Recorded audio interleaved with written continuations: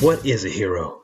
A mythological figure, often of divine descent, endowed with great strength or ability?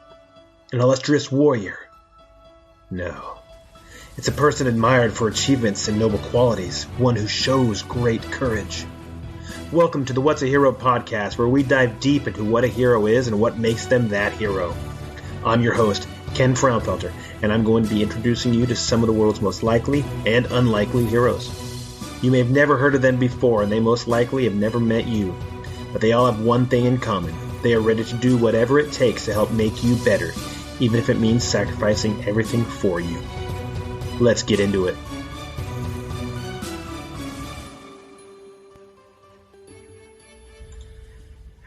This is episode 62 of the What's a Hero podcast with me, Ken Frownfelter.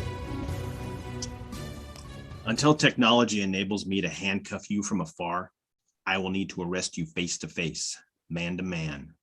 This means that when we fight, when I call upon those elements of the warrior within, I will be close.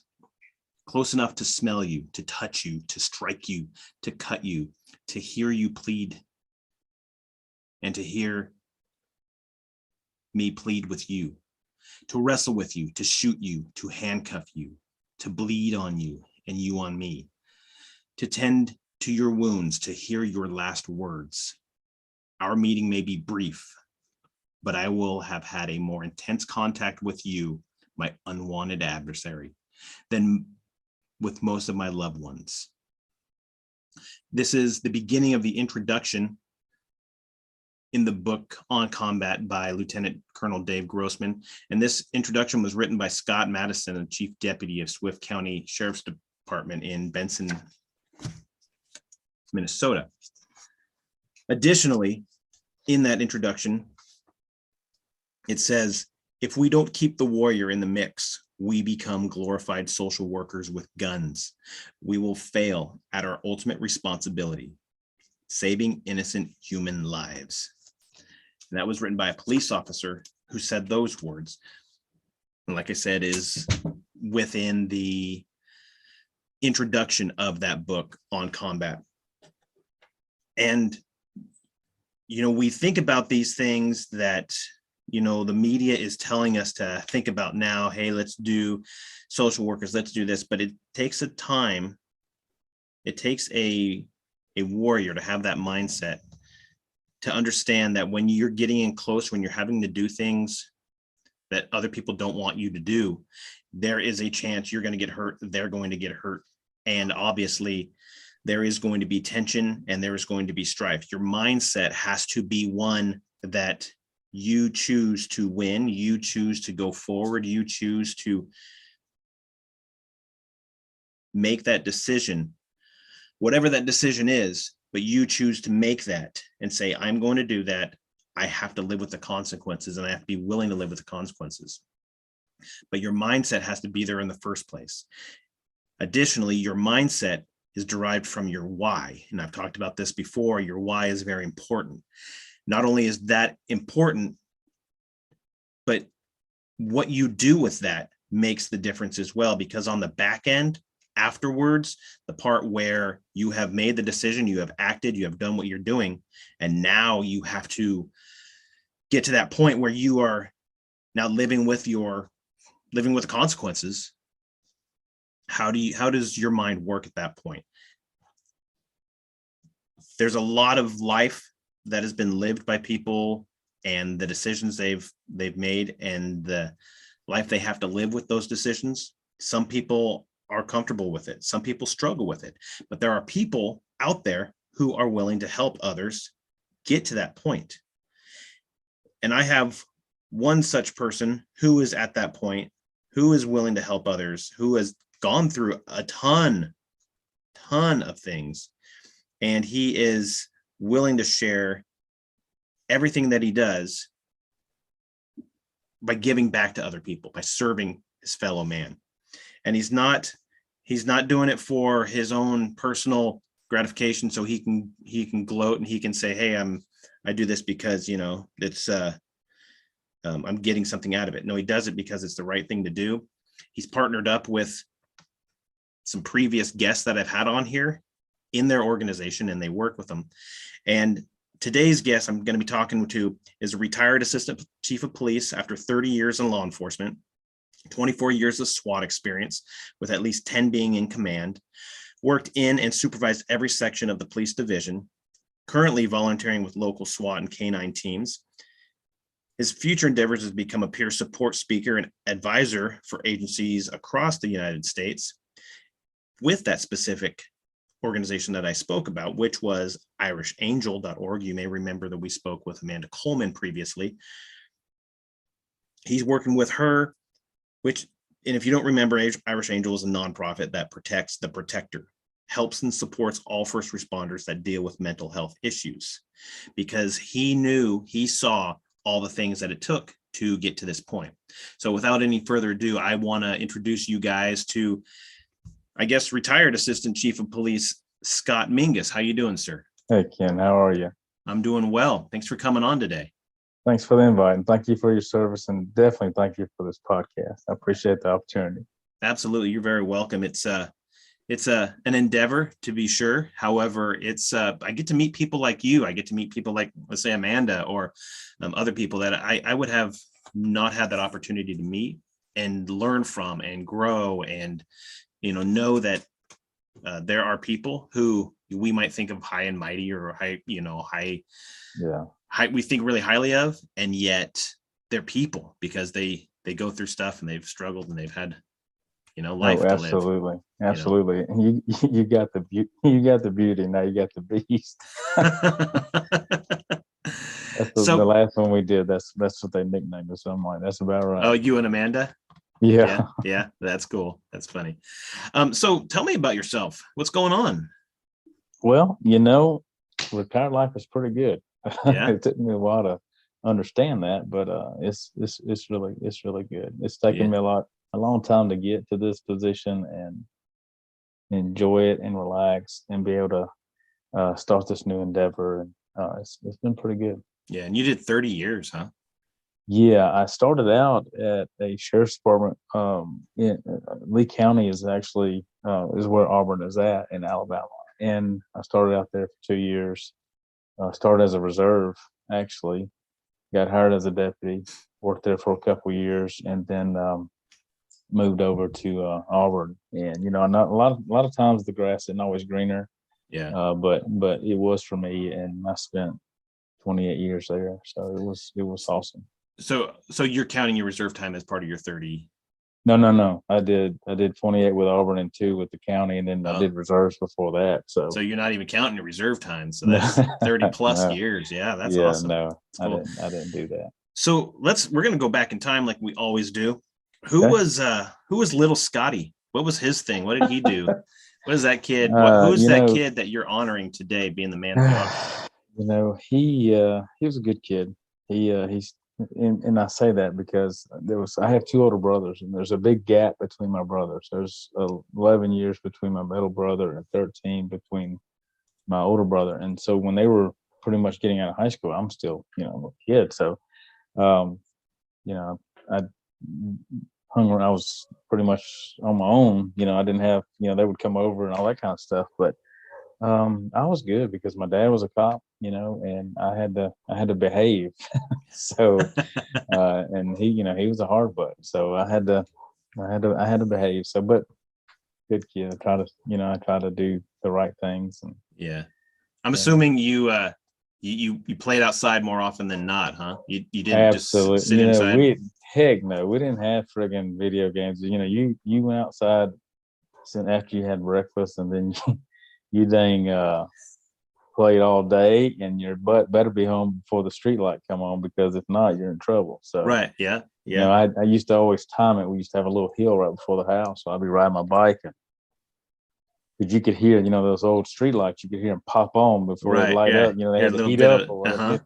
Yeah, so I'd be getting it on the bike, and I'd time it. I'd jump the hill in my house and jump off the bike. The bike would go in the bushes, and I'm running up the steps at the same time. So as long as you're on that door handle when when the street light pops on, yeah, that counts. So, but my mom always took care of me. So Yeah, that's cool. I mean, and you know Yeah, what? she had my back. Something like that makes it fun, you know? Like, all Yeah, right, it is. I gotta race it. And so if you can one last just burst to get Yeah, home, you know, that's cool. exactly. I mean, it got to the point where, as soon as you heard that first pop of those lights, you knew just about how much time you had. So you try not to be too far away from other Yeah. friends' houses, could mess your timing up.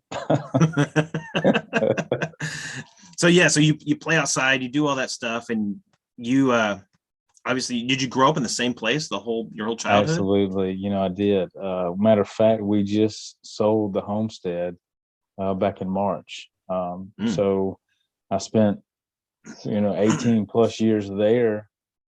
My brothers grew up there. My parents bought the house. It was an old World War II neighborhood in Mobile, Alabama, and small house. I mean, 2 bedroom. It was maybe 1,000 square feet, maybe, I doubt it, but 3 boys, a dog, my mom and dad, 1 bathroom. And then, over the years they did some remodeling, and but yeah, we all grew up in the same house. That's cool. And you grew up there the whole time, and you obviously, I'm assuming middle school and high school, you played some sports and whatever. Oh, absolutely. So they all sent us to Catholic school. So from kindergarten to 8th grade, we were all in the Catholic Uh, school and getting ruler slapped by nuns and all that kind of yeah. stuff. So, Okay. and then went to a public high school, played baseball, a little bit of football, but I stick mainly with baseball. And I could have went on and played probably junior college somewhere, but I just didn't have the want anymore. I just wanted to get the schooling done. Mhm.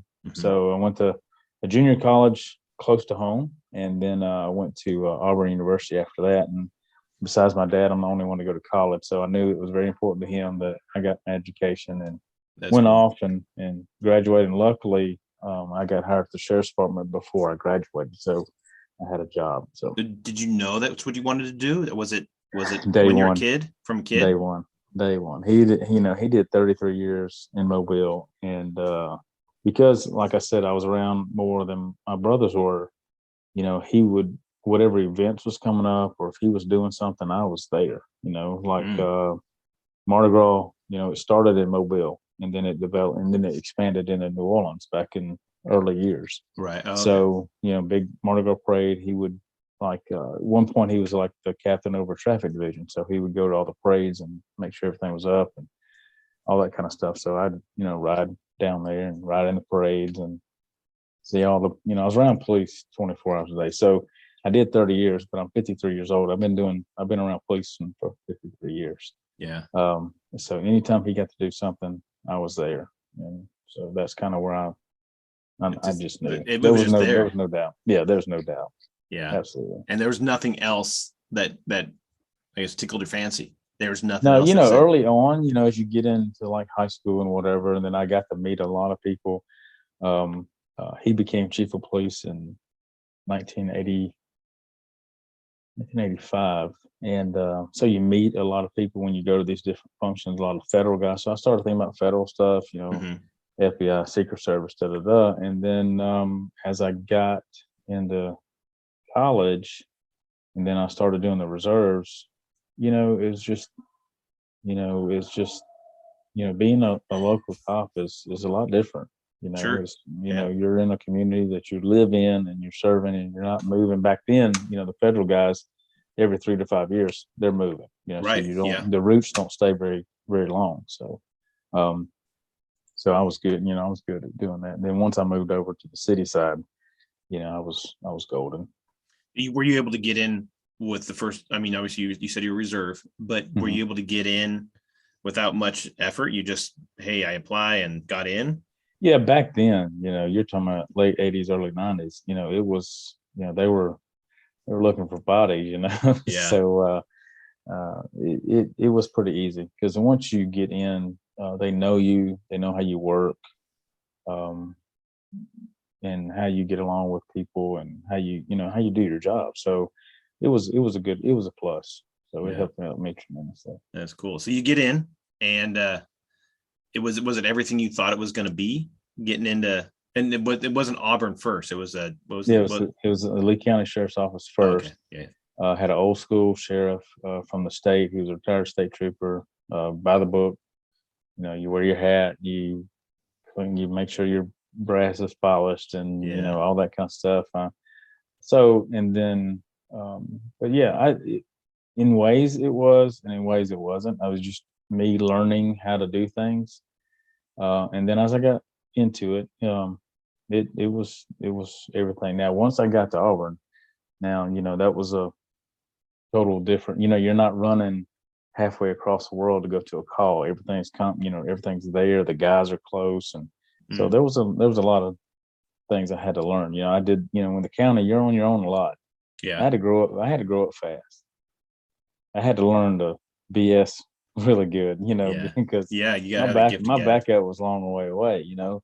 And so I had to learn when I went to Auburn that I didn't have to do everything myself because I had guys so close.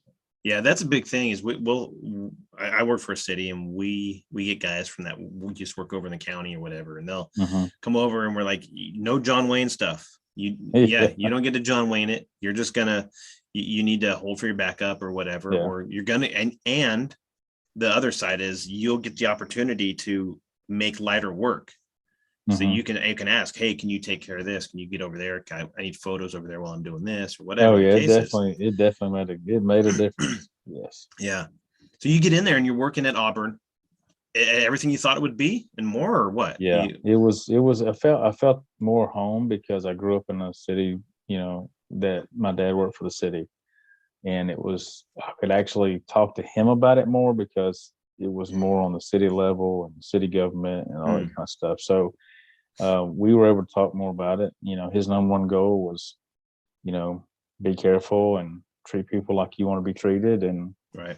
and, sometimes you have to do what you have to do to make an arrest or whatever, but treat them with respect. And once the handcuffs go on, it's over. Right. And so, he taught me early on how to work, how to treat people. And then as I moved up and whatever, I learned some other stuff. Yeah. Yeah. So what was your, obviously as a police officer, you go through stages and however you are first couple years or whatever, Mm-hmm. you think you know stuff and you realize you don't know anything, and then Yeah, you real start quick. getting into, you kind of become that intermediate. And then once you become an advanced, Mm-hmm. or the veteran, grizzled veteran or whatever, Yeah. what are the, I guess, what are your watershed moments? What kind of do you see yourself going from that new kid, the mistakes you're Mm-hmm. making, to somebody that was a little bit more seasoned? I can remember it was, I wasn't, it was really hard to get promoted. We don't, back then, we didn't have, when I left, we had 150 people. But before, when I started, we didn't have that many. And, so to get promoted was really hard. So they really depended on senior guys to get things done. Mhm. And I saw that. And it just, one particular night, we were working. I had been there for over 5 years. I know that. And we had, I don't know, it was some kind of call happened. I don't really know what it was. And I got called in the office by my sergeant and lieutenant. And they just sat me down and said, look, you did a great job.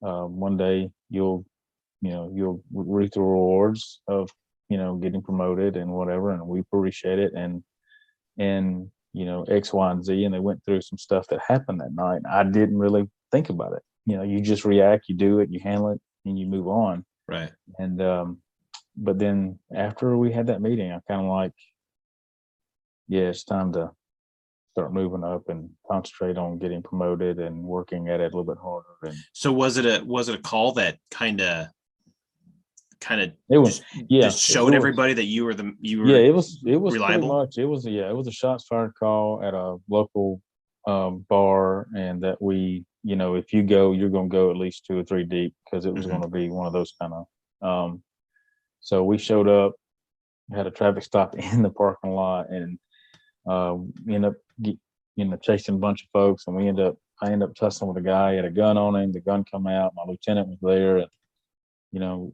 got everybody kind of buttoned up, and then kind of started directing traffic on what we needed to do. Because we had some new guys on the shift, or younger guys on the shift. and then got it all kind of put a bow on it and moved on to the next thing. And they kind of went back to that, how things were happened and how it went and whatever. And then pretty much from then on, they if there was a hot call, they may drive by or something, or there was a detailed call or something, they may come by, but they knew I was there and they pretty much let me handle it. Oh wow, that's pretty cool. Pretty much from that point on, that's pretty cool. I was able to. And you saw yourself in that. Obviously, that's got to bolster a little bit of confidence and stuff. But it did, and it started making me pay attention to the little things that, as a young officer, you don't think about. That's key. Yeah.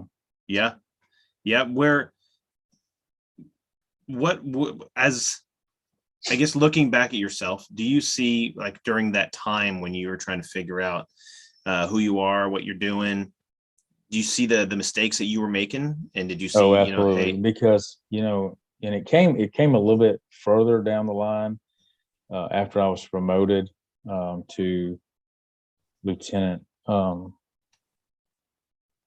When I started helping with the testing process and we revamped a bunch of stuff, when you start realizing what you're testing the guys on, and then you go back to when you would go to calls, I'm like, God, I remember not doing that. I remember not doing that, and then you just start beating yourself. You're so stupid, you should have, it's not that hard. It's just, you just got to think about the little thing, because we think about the big picture, putting hands on somebody, handcuff them, put them in the car and go.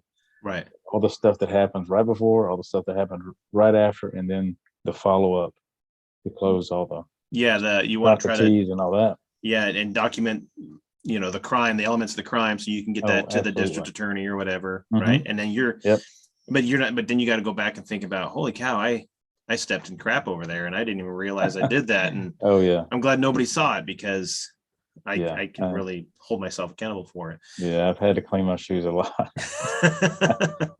and literally and metaphorically, I'm assuming. Exactly. Yeah. Yes. At what point did you get into SWAT? So I started training with them probably my second year in.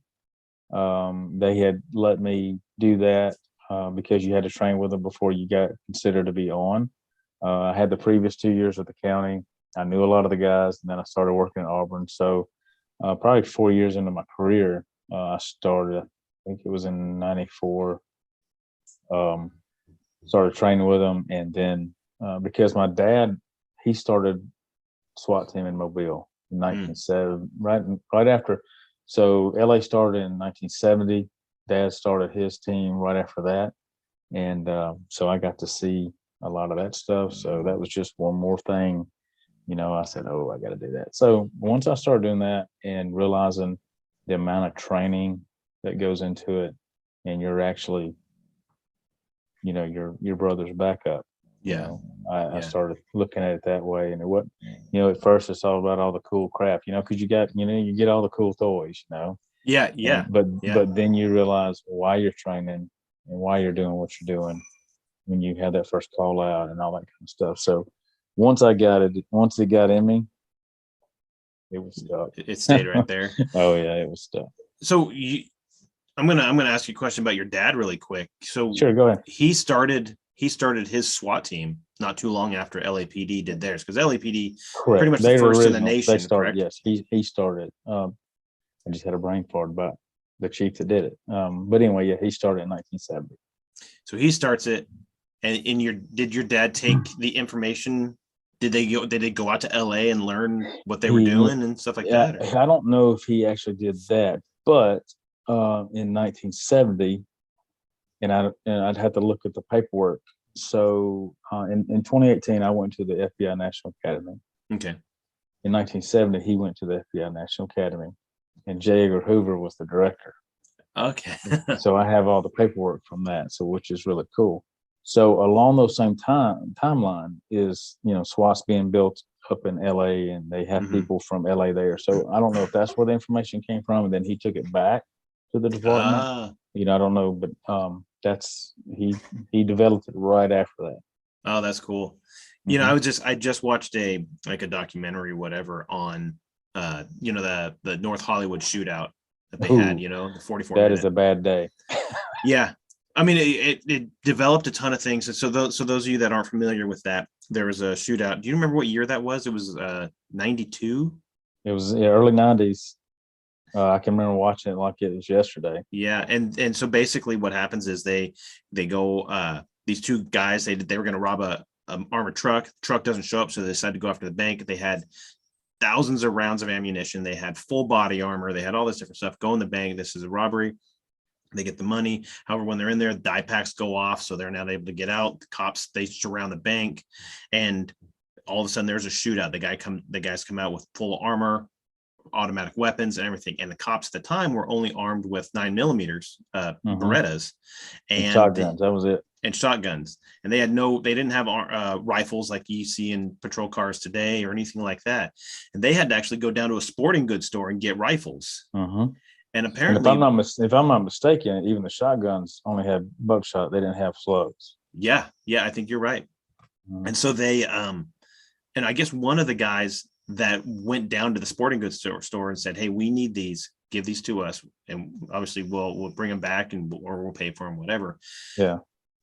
He was one of the initial guys from LAPD SWAT, and so SWAT gets there, and they actually didn't get there as soon as they wanted to get there because they, LA traffic and all this different stuff. So kind of cool that there's a little correlation there between, your dad picking that up right away. And so this idea that you saw him do that, you saw him want to be a SWAT, you saw him develop his SWAT team to where you now are getting on SWAT. Did you see yourself as like, hey, one day I see myself doing more than just being on a perimeter or on an entry? In the beginning I didn't, because that was where all the fun was at. That's I was always the guy that in the front, and I just that was the thing. You didn't think about anything but being an operator and being a breacher and being the shield guy. I didn't think past that.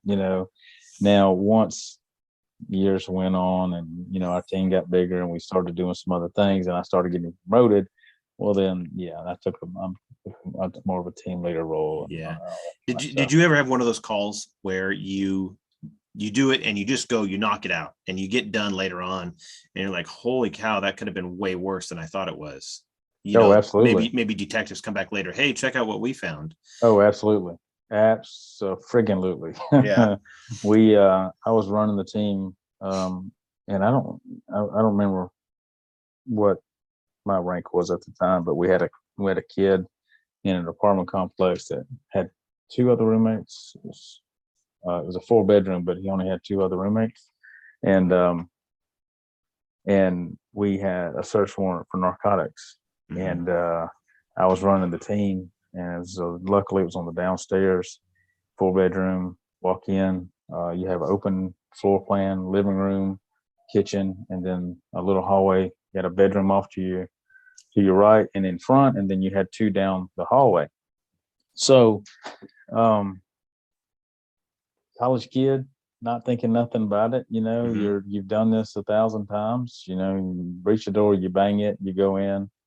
And, as soon as we banged it, went in, there was a guy in one of the rooms, took him down, got him laid out. And as we're moving into, and all this is happening, of course, it just like that. As the guys were making it down the hallway, one door was closed, one door was open. They passed the closed, went to the open, took another guy down out of a bed, and they were going to make entry. The other two guys had pulled off the stack to go into the other room. And I was at the front door, and if you ever seen what the Clint Eastwood movie, the Hamburger Hill? Oh no. No, Hamburger Hill was, no. I know what you're talking about with, he's Clint a Marine. Eastwood, he's a Marine. Right. Yeah, and he's trying to bring the guys up and all that kind of stuff. Yeah, and everybody's sitting there telling us right now. I know if you're listening to it and you're like, "Oh, I know that movie." Exactly. It's Hill. Some not pork chop. Gosh, I totally forget it. Anyway, it'll probably pop up here in just a minute. It will. So in that movie, he is training them, and he pulls out an AK and shoots it, and he said it makes a very distinct sound. Uh-huh. He is damn right, because the kid had an AK, and he started unloading because he thought he was getting robbed, and he unloaded all throughout this whole friggin' apartment. Our guys are diving everywhere, hitting the floor. We're taking the suspects down and laying on top of them and all that. Finally, we were able to breach the door, and luckily for him, he had put the gun down because we at this point we're fixing to take care of business. Yeah. And he preached that everybody else knew in the whole complex that the police were there, and we were yelling police search warrant and all that kind of stuff. And so anyway, it just when we got everything, when the dust settles, and I'm calling the chief and all this kind of stuff, and we had an outside agency come in and do the investigation. Mm-hmm. And I was able to do a walkthrough of that apartment with that AK. And I knew where every guy was at the time of the shooting. Right. I had it imprinted in my head, and I could go back and look at bullet holes that were either going over their head or going by their body or in front of them. We had, I mean, it looked like a war zone. And so that was one of those times where you just thank God that nobody got hurt, and we were able to walk out of that. Yeah. We had, and that's crazy. You just never know. And you look back at that and you're thinking, holy cow, that could have been me. And you tell somebody else a story. I told my wife a story the other day. I guess maybe just a couple of weeks ago, something that happened several years ago that she said, how come you've never told me this before? I said, I thought I did. Basically what happened is that we were serving a search warrant on a house, and this house had a lot of acreage property around it. And it's really hilly and a lot of trees around it. So, we're only able to get, there's a lot of places to hide. There's also a room where there's a guy up in the surrounding hills that had weapons and stuff, and that he had run up into the hills, and he knew we were coming, something like that. So we had to keep our eyes on that. We had to serve the search warrant on the house. We go and we get the house and stuff like that. And we get the whole thing, and there was another building. There was like an A-frame guest house or whatever. So we go and we clear the whole property. We clear the whole house, and this A-frame property or A-frame house is the last thing that we have to go and clear. We get over there, and they gave me the ram. I hit the ram on the door, spin out, team rolls in. I pick up my rifle, and we go in and we start clearing the rest of the house. And A-frame house, this one had like a loft bedroom, and then another bedroom downstairs, and there was just 2 bedrooms, and then the rest of the whole place was kind of open floor plan A-frame. So we're able to kind of clear the downstairs pretty quick, get into the downstairs bedroom, cleared that pretty quick, and then we make our way up to the upstairs bedroom. We get inside there.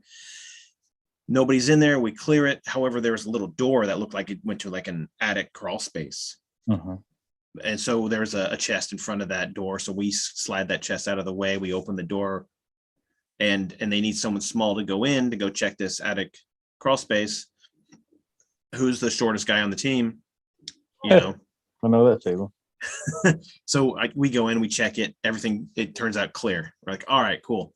We were able to, nobody was in the house. That dude that ran up in the woods, he ran far. He didn't run to try to get a position of advantage on us. He ran to get away from us. So we don't even know where this guy went. No big deal. We clear out. We were there several hours. We do what we need to do. Detectives roll in and they start collect all the evidence. They get what they needed for whatever it is that they were investigating. There's guns, there's drugs, the whole deal. Well, time gets going by, and about a week later, one detective goes, "Hey, did you guys hear what we found while we were at the house there?" And we're like, no, what happened?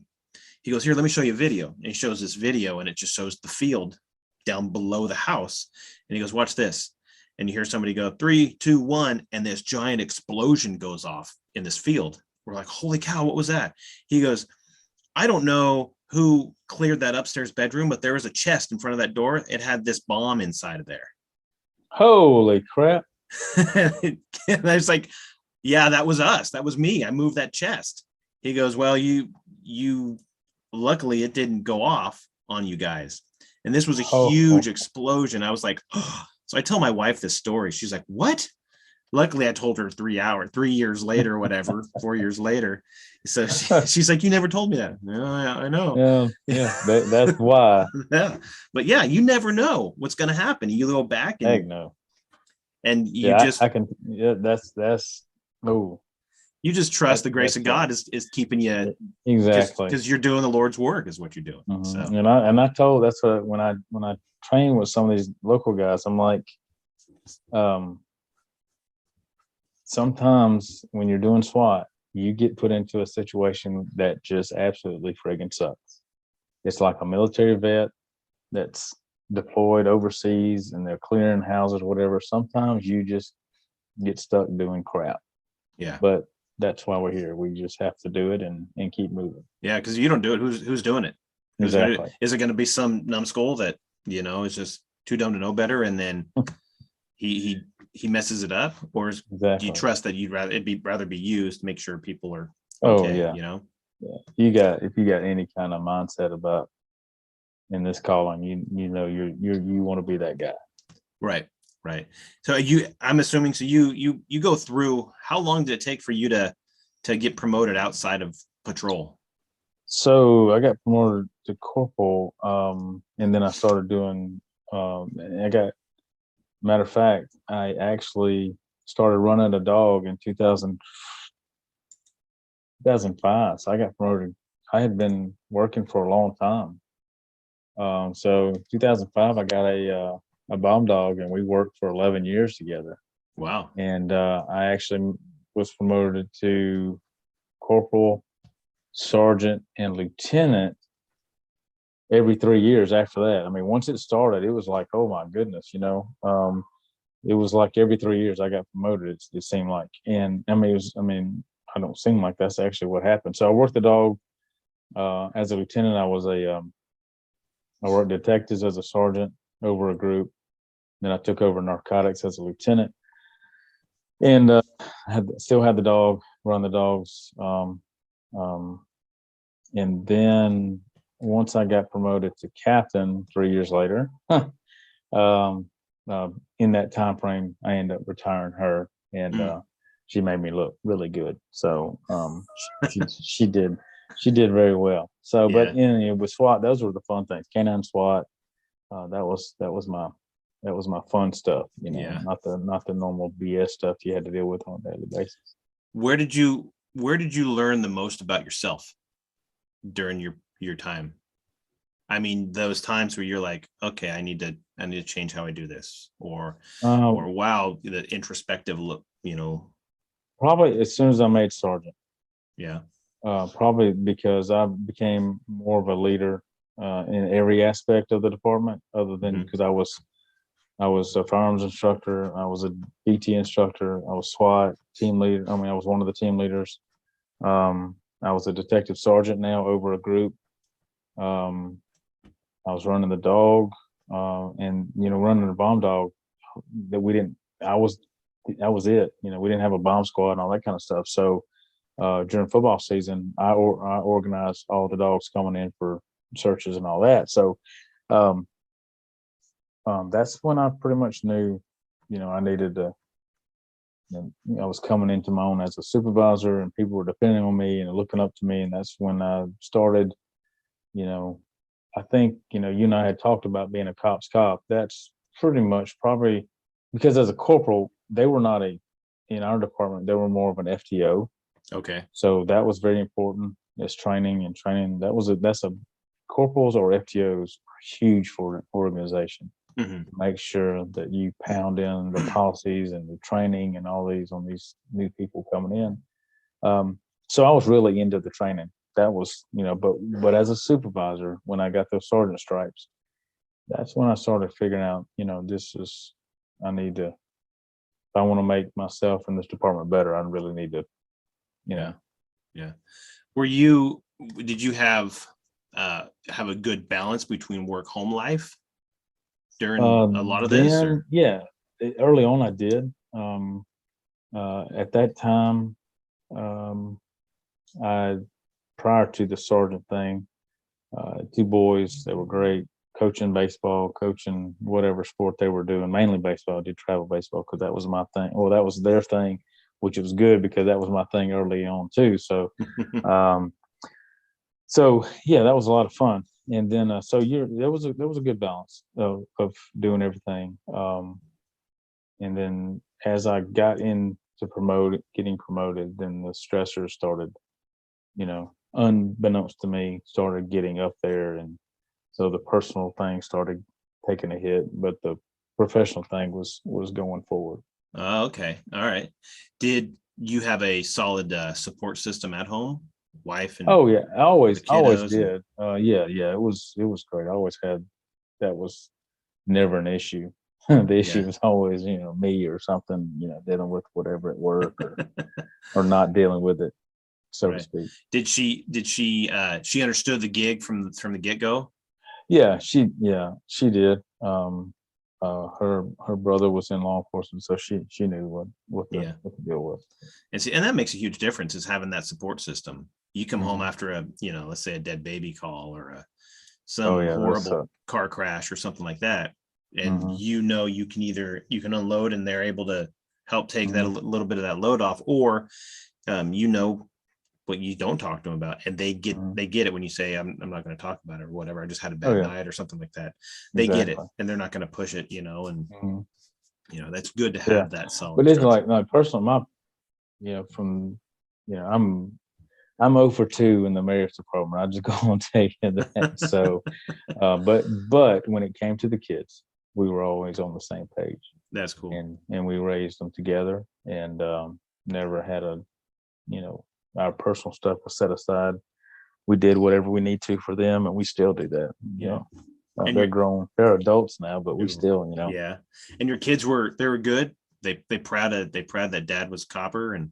Oh, my oldest one, both of them they were golden. They are golden. They're just did things the right way. They never had a bit of problem out of them. The younger one was probably more into what I was doing. He always wanted to go, wanted to see, wanted to do. Yeah. Either one of them following dad's footsteps? No, no, thank God. No, I have my oldest he lives in Greenville, South Carolina. He works for State Farm, and his wife does some marketing stuff at home. And she works for a company out of Birmingham, Alabama. And then my youngest is finishing his senior year at Auburn University of Montgomery. He didn't walk until December, but he finishes in August. But he took a position as a associate youth pastor, student pastor at a local church. That's cool. He's also he went to college for cross country and track, and he is now he was offered a head coaching position, part-time position at a local private school there. So he's on hog. That's cool. Doing what they want to do. Exactly. He's walking on clouds right now. Yeah, so I can but imagine. No, I'm very thankful that they went their own direction, and I will support them whatever they were doing. Right. No matter what it is. But I'm really glad I didn't have to worry about that. Yeah, and it's kind of funny. It's weird, we as parents, we look at our kids, and there's I guess a dichotomy where you say, yes, I'm very honored that you want to go follow my footsteps, but I also understand the dangers of the job that I do.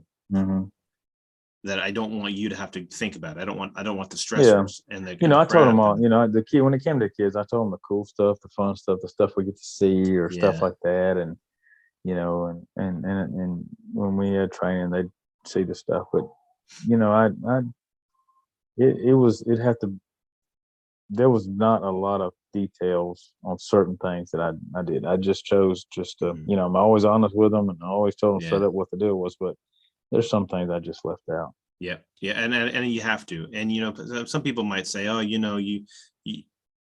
don't lie to your kids or whatever. And I'm not lying to my kids. I'm not telling them things. I don't tell them about some things that they don't need to know. If I don't tell them, I'm not lying to them. I'm just not telling. I'm just not giving them whole detailed information. I mean, it's like, you don't talk about bills to your kids. You don't. I mean, you might tell them, turn the lights off. What do you pay? We lighten the whole neighborhood up, or, close the door, whatever. Yeah. You live in a barn? Yeah, and you mentioned that, but you don't go into details about, hey, we're struggling this month or something like that. It's just things kids don't need to know, and that's the same thing with police work. There's just some things you don't need to know. You don't need to know Yeah. about, like I said, dead babies or rapes Mhm. or mangled car crashes, things like that Yeah. that are just horrible. And Yeah. so you got a good solid life. You obviously Mhm. you said you and outside of work is what I mean. However, you said you're 0-2 or 2-0. Oh, and Okay. two. And it just Yeah. sometimes it just didn't work out, huh? Yeah, it did. And the first one was kind of a mutual happening, and without going into detail. And the second one was all me, and we'll get into that when we get to it. But yeah, it was just thing, life is life. But Yeah. when the good thing, we've always been friends, and we've always, taken care of the kids, and Yeah, that's that's cool. all that mattered. That's really cool. So you start going back to work, I guess. You start promoting up, you start getting things, doing things, you're Mhm. setting up ideas for hiring folks and training the Oh training yeah, aspect for we for new revamped, hires and revamped all that, and turned out to be really good, and revamped the promotional process. So yeah, things are starting to click along. So things are taking off. And is you got a good mindset through all this? Are you at the time, having yeah, a back and forth or I'm really good. I'm full fledged running the team. Um, I was really the only one, you know, that could do that from the administrative level. Um, a lot of things are happening. I was administrative captain for the longest time, so I handled the promotional process. I handled and I say I mean me and some other and your team? people, Yeah. but my responsibilities that fell under that captain of an administrative captain was for the hiring process, the promotional process, all that kind of stuff. Hmm. So yeah, so that was really huge. Handling fleet, and I don't wish that on anybody. Oh my God, Vehicle. that was, geez, that was, I spent most of my time on that than I did anything. I felt like, I worked at a damn dealership or something. Um, but yeah, so I mean that, and then the current chief at the time asked me, "Hey, I need you to take over patrol." So I'm like, "Oh, really?" And but he was, matter of fact, going back to our earlier conversation Uh-huh. when I went to the office and was talking to the sergeant and lieutenant at the Hmm. time, Hmm. and me growing. Right. Well, that sergeant is now my chief, Okay. and so he's like, "Look, you can do this. I know you can do this. I need some help." So I said, "All right." So I moved over to patrol and started running patrol, and um, so I have 4 shifts going on, and university precinct and all this kind of stuff. So we're I'm very active Right. in on the patrol side, because Yeah. I mean that's the backbone of a police department. You got to make sure that's clicking and working in the right direction. If not, it bites your department. Right. Yeah, exactly. That's where, I don't know, where your if you look at if you break it down, the police have the authority to do what they do because the people give them the authority, Correct. right? And then so if that guy who interacts with the public, the citizens on the daily, on the Uh-huh. most often, if they're not doing the right job and they're not contributing the correct way, then it's gonna reflect the most. It's gonna be the most. And you're driving around big billboard all the Hmm. time, Well, yeah. I and so mean, when somebody calls, I mean that is the first person yeah, they see, that man or woman that pulls up in that car in the uniform, and that is the first time and only chance that you get a first impression. So yep. that's huge. Hmm. They they're getting called because of the worst thing that could have happened to them this week, or for some people their whole life. I can't believe this is happening. And a lot of Mhm. times police officers are like, now this is really a nothing burger, there's nothing here. Yeah, And they're yeah. like, no, I can't believe this happened. and you have to treat it. You have to show them that, no, Mhm. okay, I understand where You you come have from. to, And you're you right. have to This is the pound. biggest thing in the world. You're right. Correct. You You know, have to. I remember having that conversation numerous times. When you go see Grandma whoever, Frisbee. Yeah. yes, that is the first time they've ever had any experience with a police officer. This is the worst day in her life. Mm-hmm. She got her purse stolen or whatever. You have to make sure that you treat it as such, and Yep. don't, because you didn't get to go to lunch or you got delayed on your lunch, don't get ticked off and show up with an attitude that shows her that, this is not that meaningful for her. Right. Right. And like you said, so it's the backbone, because eventually Mhm. they're going to, you don't know, they're going to be on city council one day, or they're going to Mhm. be leading some march, or you're trying to show them, hey, or you're trying to make some kind of, let's say you're trying to make some kind of headway in regards to, talking somebody into, whatever it is you need, whether it's drop the Mhm. knife, or whether it's come out of your house, or Yeah. whatever the case is. And if you've been a jerk before, that's all they're going to see, and they're like, I don't want to talk to And, you. if you Shut like that I thing said, down. my dad used to, you just treat people like they want to be treated. And like I said, if you get into a bad situation, and especially now that I feel so bad for, I mean, you're currently working out. There's everywhere you go, there's a camera, there's a phone, there's somebody filming you, whatever. Yeah. But if you treated that person over here with respect when you had a conversation with them or dealing with them, whatever it was, that may be your witness to your fight call or your Yeah, shooting you're right. or whatever, and you want that person in your corner. Right. I mean, and there are multiple sides of that. Is you think be a good witness for you? They say, oh no, he was polite. He tried to do everything he could. He worked every angle he could to try to get this person to comply. Yep. Or you get into the worst Donnybrook you've ever been in, and now, and you're getting your butt handed to you, and maybe that person is like, no, he's always been cool to me. I'm going to help him out. Exactly. You never know. You just absolutely never know. So, Mhm. so you get into that. You're taking over patrol, and Yep. and good, bad. Obviously, Oh yeah, you have once I got I had a great secretary.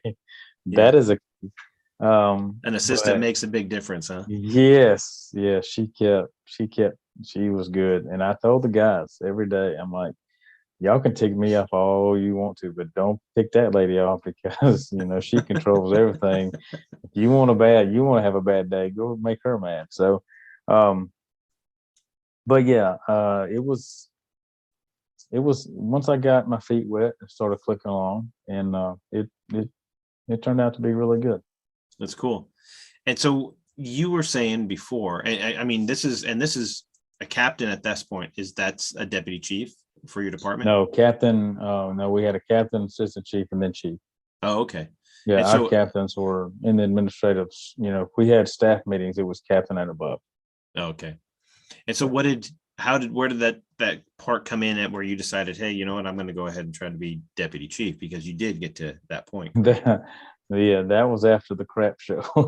Well, so then before we get there, Okay. tell us about the crap show. What was Okay. the, So, like I said, I learned so much from my dad, and I was a cop's cop. My door was always open. If the guys needed to come in, as long as it wasn't a bitch session, if they come in and just needed to vent, get it off their chest, or just, because as police officers, you always want to know why. If an administrator makes a decision on something, that's just in our blood. right? They got to know why. Sometimes you just can't tell them why. There's maybe other reasons behind why it's why, but I always try to talk them straight head, face up. We'd have a challenge, we talk, and once they knew they walked out my door, it was done. I wouldn't bring it up. I wouldn't hold it over their head, and that's I gained that respect.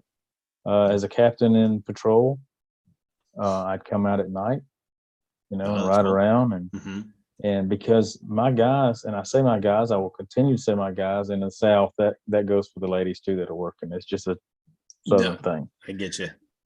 So I wanted them to know that I had their back. I cared about them. They're out there Mhm. working we work 12-hour shifts. They're working all night, and they're working their butts off, and I wanted them to know that I was there for them. I wasn't out checking on them. I'd show up at calls and they're like, "Oh God, who's in trouble?" And I'm like, "No, I'm just here. I'm I'm just here to help checking. lighten the I'm just, load. yeah, Yeah. my dad did the same thing. He woke up in the morning. He went to, he would go to the different precincts. I would wake up. Our roll call started at like 4:30, 4:45. I'd go to roll calls, hang out for a little while, then I'd go home or whatever I do. And um, so I felt like I gained that respect, that they knew they could, count on me for being there. And I wanted to be there for them. That was my family, Yeah. and so yeah, I can remember going midnight mass as a kid. After midnight mass, Hmm. we'd go to a precinct and he would be there talking to the guys, Oh man. because he wanted them to know that, he was thinking about them. And he was a hard ass, I'll tell you. But Mhm. and he expected you to do your job. But if you did your job, he had you. And That's that's good. what I wanted to make sure, And my guys knew that. If you screwed up, you're gonna get your butt slapped, and then we're gonna move on. I'm not gonna Right. bring it up again. I'm not gonna hold it on your head. And to this day, I think there's several guys that I've had that conversation with that will back that up. Hmm. So yeah, so 2019 rolls around, and then it's about to get real. And at this point, I have the daily stressors of any administrative police officer, Hmm. supervisor. The crap. Your IA investigations or hiring, firing, just day to day stuff that I thought I did pretty good. My go to was working out. Uh-huh. That's always been my go to. That was kind of my stress reliever. So we come into 2019. At this time, um, my dad's doing okay, not great. He's still mobile, still driving around, whatever. Mom's, both of them. My mom suffered from dementia. Mm. So we're working on hospice care. They're both at the same house that I grew up in. Uh-huh. Their work, we got people working. So my brothers and I were swapping weekends of going down there, checking on them Mhm. and all that. So Tuesday rolls around. Tuesday, I'm sorry. Uh, February rolls around, the Okay. 15th. I'm thinking, I don't know why I had Tuesday on the brain. No, that's Um, I get the thought process, but yeah. I'm So with you. um, I was, on the weekends, we had, we would share call. Like one weekend, a captain would be on. The captains, we had three captains at the time, I think, detective, me, administrator. We had three captains, and we'd rotate call. Then the assistant chiefs every now and then would do it. So it was 5 o'clock. I had gotten in the car. We had a robbery go out at a local drugstore, not like a Walgreens or Rite Aid or something like that. It was one of our local Oh, like a citizens little, that opened up yeah. It actually has open a. Oh yeah, RX on the yeah. yeah, on the It's sign. Yeah. a drugstore. They've been there for years. I've known them forever. They Right. had a robbery. Had a guy come in, put a note on the counter, said, "Hey, I have an explosive device under my jacket." I'm like, "Well, you're a dumb butt for doing that, but um, give me all your narcotics." Well, the pharmacist is husband and wife. They're both pharmacists, but the guy pharmacist, he in the both of them, they call BS right off the bat. Right. So he ends up leaving. So normally, if we have a robbery call, I'm there. I'm going, seeing what's up. But Hmm. for me going downstairs, getting in my car, I was getting information right and left about what was going on. Suspects gone. Where detectives are en route. So the process has started to handle the call. Right. As I'm driving home, we're getting more information about the suspect. We're also getting a vehicle description. We had a lady call and said, "Hey, There's this guy get out at such and such intersection. He had a plastic bag over his tag. He took it off and got back in the passenger seat, which told us that we have 2 people now. And it turned out to be the suspect car. So then things are starting to piece together. We tracked the car back to Eufaula, Alabama, which is about an hour and 15 minutes south of Auburn. We were getting information from the owner of the vehicle. So I'm on call, so my phone's ringing, and we're nonstop talking about what's going on. So all this stuff is going on. I get home, I changed clothes, had family in town at that particular moment. Was getting ready to do dinner. I had this particular I had a laptop set up. I had pulled up the status monitor of what was going on. I was on the phone with my chief. He was asking me some questions. I told him, what we had, and he goes, "Hold on, the assistant chief's calling me. Let me see what he wants." I said, "Okay." So as soon as I hang up, something just didn't feel right. And as soon as I hung up the phone, I turned and looked at my laptop, and it just blew up red. So I looked at it, and I had an officer shot, and he was out on a traffic stop on the suspect vehicle. Oh. So many expletives later, I'm running, getting my clothes on, and jumping in the car. I can remember it being it was evening time. I mean, it had gotten dark because the robbery was around 4:35. We didn't. I don't think we contacted him until like 7:00, or something like that. And it was misty. I can remember hauling butt to the scene, sliding all over the place, and pissed off and yelling and trying to answer the phone and whatever. The officer that was shot, I've known since he was a kid. I coached him in football. I knew his whole family. His family is longtime Lee County residents. They were his father and uncle were reserves at the police department many moons ago.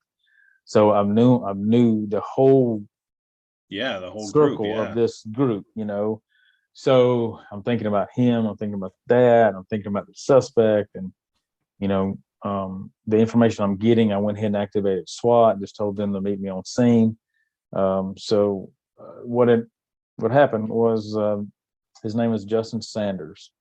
Justin was coming down the 5-lane, and he got behind the car from the tag.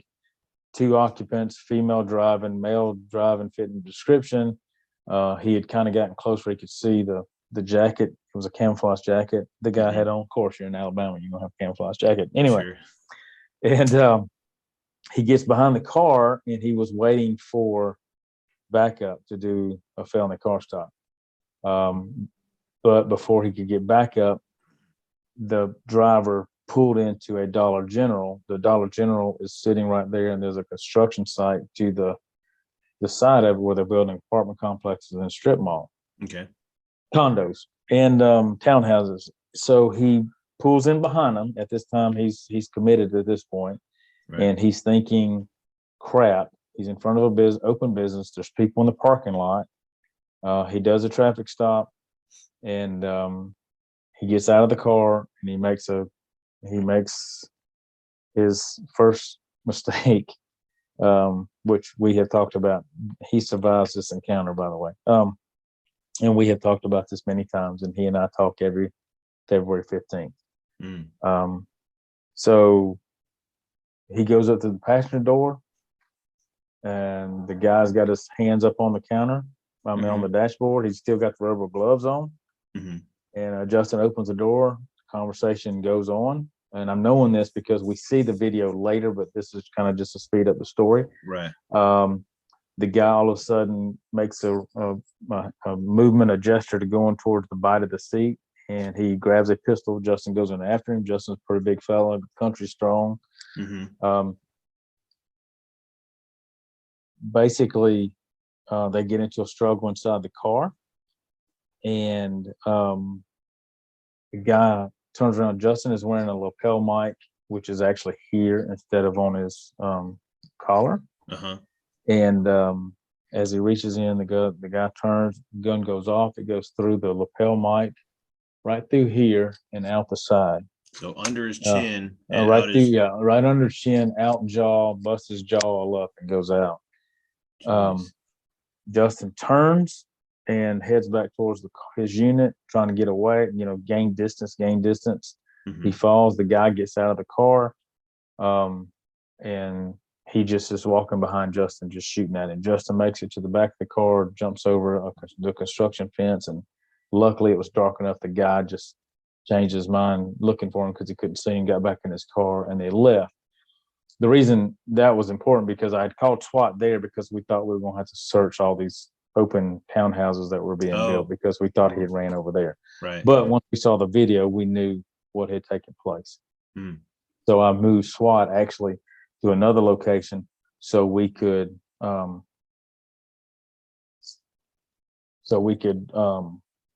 stage and be ready to go, wherever. Right. So I'm mad. I'm feeling all this different stuff, and I see Justin. They're putting him on a backboard. He's messed up pretty good. He ended up getting shot 7 times, and but when I saw Justin, I felt like he was going to be all right. I knew he was going to be all right because he was pissed. He was trying to talk. He couldn't talk, but I could tell he was really pissed. He was pushing through, right? Yeah, right through, he was hot, and which I thought that was perfect. So anyway, they load him up. They take off with him. So now you switch gears. You're trying to find suspects. So I got all these emotions going on because I got this guy that came into our town. We'd never had an officer involved. We never had an officer shot. He came into our town and he did this, and I want to take his ass out. Sure. That's my mentality. So we're talking. We get all this stuff is going on a lot. We got marshals, FBI. We end up finding the guy's phone. Dum forgot to swap SIM cards into his other phone, so we're able to track his phone from the information we got from some people back to where he had the car. So we tracked his phone to a local condominium place out on the west side of Auburn. So I moved SWAT out to the vet school, which Auburn has a humongous vet school. So we're in a big parking lot, and we're like 3 minutes away from his front door. Well, where his phone's at. We didn't know if he was 100% there, but he was staying with somebody that we got information from. So this is when you have good team leaders, because I was hot. I called the meeting. I got the guys together. I said, we're going in there. We're kicking the door, and we're kicking an ass and taking names. That was my mentality. But, my guy said, hey, let's back up a second. Let's do it the right way. And let's detach from this for a second so we can. So anyway, they come up with a great plan, and so we loaded up, went across the street. I had my narcotics guy go mark a group of narcotics in an unmarked tinted out car, go by first to see if they could find the car. Couldn't find the car, but they were able to get us a very good description of the layout of the front door, which this was an older town condominium area. So we pretty much, all of us knew, how the layout was. Right. Pulled in the parking lot. There's 4 townhouses. We got ours. We got out. We busted the door open, threw a flashbang in. A male subject comes out. He's got a gun on his hip. Take him into custody, bring him out. A female comes out. We'll take her into custody. These were the people that actually lived there. As luckily, if you're looking at the door, there was a brick wall that comes out in the shrubbery, so our guys were able to not be in the funnel. Right. Okay. Which played in a good effect because numbnuts come out from behind a wall in the living room and fired a few rounds at our guys at the door. We returned fire, which pushed him back into the wherever he was at the time in the open living room. And as Murphy's Law would have it, the flashbang, ended up on a pile of clothes or towels or something, which started smoldering. So we had smoke going, and the next thing we know, we had flames at the front door. And so I'm sitting there in the parking lot. I had to call the fire department because now we have a fully involved building. So I got SWAT teamed up with the fire department, going to these different other townhouses, evacuating people out. I'm sitting in the parking lot outside the SWAT bus, and I got a phone in one hand and a radio in the other. And I'm like, which friggin' one do I talk into first? Sure, yeah. So I called the chief and like, hey, this is what's going on, because I had told him when I left Dollar General We were going to take care of it. And technically we did. While we were evacuating people, we heard 2 shots. And then after that, we heard a bunch of shots going off, but you could tell it was muffled. It was like ammunition going off in the fire. So 36 hours later, and was the first time I was able to leave that site. And come to find out, the suspect had killed his accomplice and then killed himself.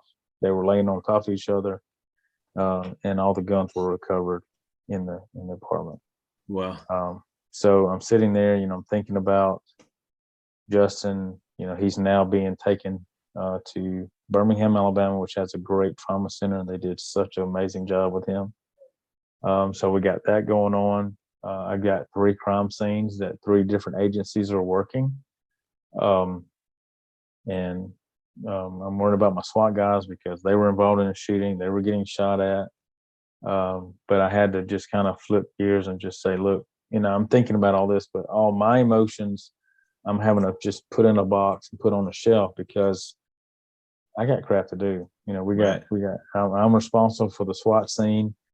We got the robbery scene, and then we got the shooting scene, and we just all that stuff happening. We got to get going. So you're worrying about Justin's family, and you're making sure they're getting taken care of.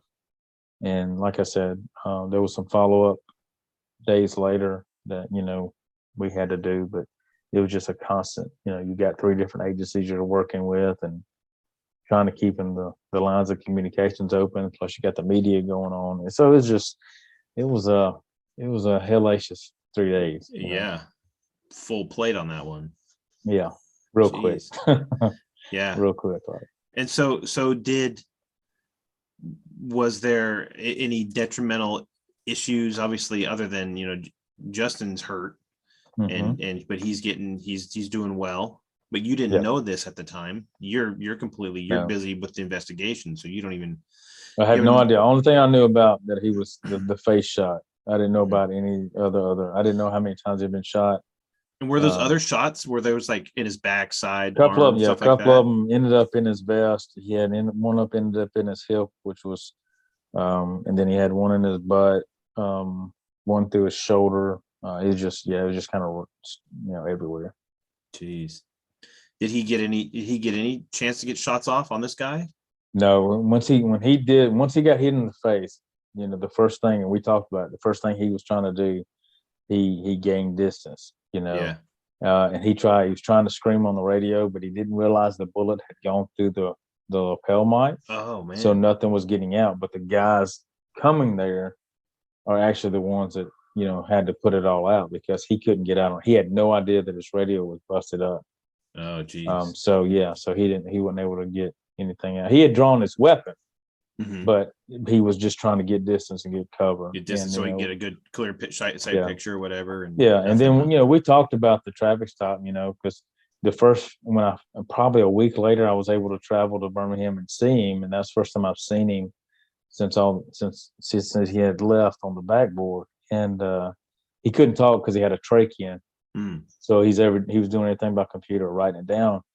And the first thing I asked, after he was off, because he knows me, I'm not going to, I knew he was alive, so that means I could still get in his butt. Now, I said, traffic stop, felony, and he did a big question mark. He goes, I know, and he was basically telling me that when they committed into the parking lot, he felt committed because all those people in the parking lot, he felt like he needed to, be there. And he said, and if you're watching this video, when he gets out of the car, he walks up to the passenger side. About halfway there, he stops. I'm like, what were you thinking? He goes, I was thinking about going back to my car and waiting for backup. And I said, well, I wish you would have, but yeah. And we don't have to worry about this guy again. Real hero stuff, because that's that mindset that anybody can do. And I think that's really a big thing. Anybody does that. We have that opportunity to go forward. You get halfway there, you can say, I should turn back right now. Or you can go up there and you can get this guy. You're committed. You have to, if you don't do it, who's going to go do it? And if you let him go, is he going to go hurt other people? And I was big about tactics. I was big about, that kind of stuff. And he Yeah. did exactly what he needed. The suspect, he knew the suspect was in the passenger seat. He Mhm. did a passenger side approach. He went hands on, and the crap just happened. Yeah. But he did exactly what he needed to do, because I mean, I can't say I would have done the same thing, but you got Yep. people at a friggin' Dollar General outside. You don't know if this guy, what he's fixing to do. You don't Mhm. know if he's going to get out and start shooting. So he closed the gap, and he did what he thought he needed to do. And I mean, we know from hindsight, but he's obviously, if he's willing to shoot a cop, what's he Yeah, going to do to anybody else yeah, that gets in his way or bumps him hmm or does whatever, exactly. So you go through all this whole thing, and obviously this whole thing weighed heavy on you. You're It did. It was 36 mainly because plus I had a hours. personal connection. Number Yeah. one, it was one of my guys. Number two, I've known his family my entire career. Yeah. I coached his butt in football. And his ring of friends was my chief's son's ring of friends. So we saw, football games, and they played all the way up to high school. So Right. we were seeing, you see, it's a small community. You see all these people, So I had a personal connection. So I was, it was just, yeah, but I couldn't let me deal with my personal stuff. I would not let myself deal with my personal stuff, which now I can talk about it. And the more I talk about it, I get better. But, and at this point, the guys that arrived on scene and all that, all we have is a employee assistant program with the city. We don't have a peer-to-peer setup at this point. Mm. So this, Right. we're just kind of sending people to, talk to counselors or whatever, but it's on the city side. And most of the guys don't, unless it's somebody that they really want to, have respect for or look up to, or Right. And feel it's like a they're on the same level, they're not going to talk to different thing for cops than it them. is, somebody Different animal. you have that, everybody has that EAP, employees assistance program or whatever. And, you work in finance and you're just struggling because, you're, I don't know, your wife lost her job. You guys are now just Yeah, you working. got to figure out how to pay for Yeah. And groceries, so now man, you're stuff like that. stressing out because, oh, okay, I can't buy little Susie the dress that she wants, or the ballet lessons or whatever. And so Right. those are things you go talk to EAP because you're stressing out about that. Mhm. You take a cop who's now worried about his brother, the guy that he's dependent on is now hurt, shot. Nobody knows what's going on with him. This was really bad. You're dealing with people who were trying to kill you and now are burned. Mhm. And he murdered somebody else Mhm. and then killed himself. And everybody starts going through this coulda, woulda, shoulda. I could have done this. We Mhm. should have done that. We could have gone here. We could have made this Yeah. decision. And we're going off from hindsight Mhm. instead of, we did what you could. I mean, you Mhm. guys did what you could with what the information that you had at the time. Yep. And you can't fault you for that. However, everybody looks at that. Yeah, but what if I turned left instead of turned right when I was Mhm. there? And Yeah. it's a hard road to hoe. And cops are a Yep. totally different thing. Like I said, they don't understand a cop's mentality sometimes when the counselors they give us or whatever. So you got to have a cop that knows. Mhm. You got to have somebody that's been there that can sit there and say, Exactly. yeah, I get you. So and so were you at that point where you hadn't had a chance to blow off steam in regard to this, or? No, I didn't think about it. It never even came up. I just kept pushing forward, moving on, because we had so much going on. I mean, you Yeah. got, like I said, 3 different crime scenes, and you got your daily operations still going on. Yeah. You have officers that are assigned to go into Birmingham with him, staying with him. Mm-hmm. And then you have your daily call volume coming in, and your shifts working, and you don't have time for personal stuff. You just got to make sure all the wheels are still turning. Right. And so at what point were you able to actually go get this stress off of you, blow off some steam? Or I'm did you still doing ever? it. You're still I'm doing still it. doing it. Yeah, that never happened. So Not until much later. did you ever get a peer thing set up for your department? Get the No, and guys the that's help they needed? one of the one things that I regret in my 30 years is not having that set up, because it 2019, it gets worse. It just, Yeah. that was just one little check mark, Sure, because we all know what happened in 2020. Yeah. And with COVID, and then all the protests and the George Floyd stuff, and then Mm-hmm. everything else that starts coming in from that, and now we're in 2022, we're in the summer of 2022, and Mm-hmm. I saw a meme the other day that said, "Hey, welcome to it's protest season again," Yeah. and we don't know. Obviously, Mm-hmm. everybody is what they are, and it's not raining crazy on everybody. It's not freezing cold, so people are out doing what they're doing. Right. But do we, the police officers that have to go deal with this on the daily, Mm-hmm. it's just it's a struggle, and their minds, they need some kind of outlet. They need some needed way they to- needed out, but yeah, it just, and we didn't have. I mean, like I said, 2019 was my prep show, and it was not until probably late into 20, well, late into 20 that I actually physically sat in front of somebody and talked to them. And what brought you to do that? It just because there was more events in 2019 that just kept getting put in a box and put on a shelf because I didn't have time for myself. So what were you noticing it yourself, or was your family noticing it in you? Family was noticing it, and then I was going through some personal stuff at the time, and then and I would just I think I was finally realizing that I needed to get some crap off my chest. Yeah. And did you reach out to somebody? Did somebody offer, hey, go check this person Well, out? I was actually the guy I went to talk to was a psychologist that he did all our background stuff for the police department, and we were talking about something totally different, and then one thing led to another, and then he and I started chatting, and then I just made couple of return visits. And that's good. And I'm assuming it was therapeutic enough for you to get a lot of the stuff off your chest, to where now you're able to think a little more clearly and just not have to carry this heavy load all the time, or at least you have an idea. Oh yeah, and then you have a place to put it. I do, and then like I said, working out was huge for me. That was as far as just feeling like I just released stress, not actual events, because there's 4 or 5 more events in 2019 that just pulled me up, that put me into a dark spot, and but working out was my go-to. So yeah. And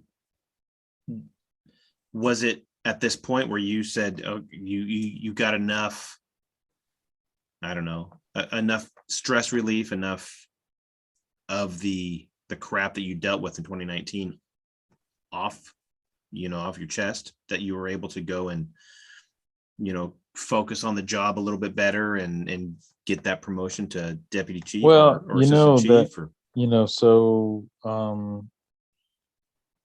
So we had just cliff note. So we had the shooting in February.